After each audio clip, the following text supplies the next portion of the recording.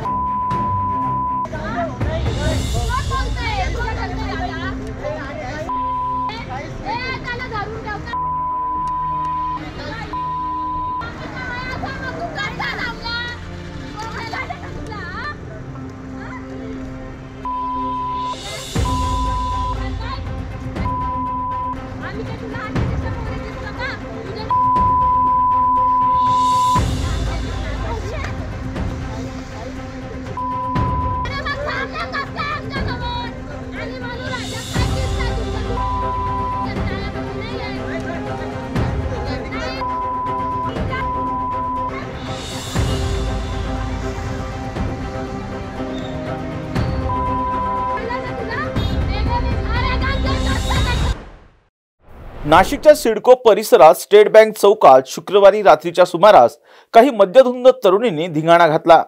या तरुणींनी अर्वाच्य भाषेत शिवीगाळ करत एका व्यक्तीची कॉलर पकडून त्याला मारहाणही केली. त्यानंतर तरुणींनी फोन करून त्यांच्या काही साथीदारांना बोलावून घेतलं.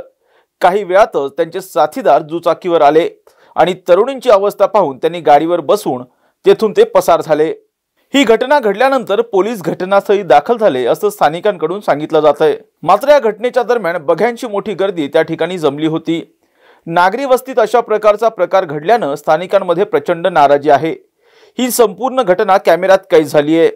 यापूर्वीही इंदिरानगर आणि गंगापूर परिसरात मद्यधुंद तरुणांनी गोंधळ घातल्याचंही समोर आलं होतं.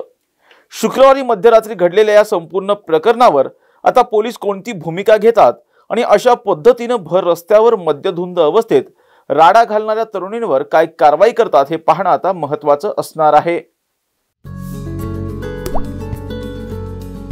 आता जोकासू एसटीपी या अत्याधुनिक जॅपनीज तंत्रज्ञानाने सुसज्ज, quick installation, energy efficient, noiseless blowers, low maintenance या आणि अशा वैशिष्ट्यांनी परिपूर्ण जोकासू एसटीपी तंत्रज्ञान प्रकल्प उभारणीपासून ते विक्री पश्चात समाधानकारक सेवा देणारी, भारताबरोबरच परदेशात देखील प्रकल्पांची यशस्वी उभारणी करणारी company Deccan water treatment private limited.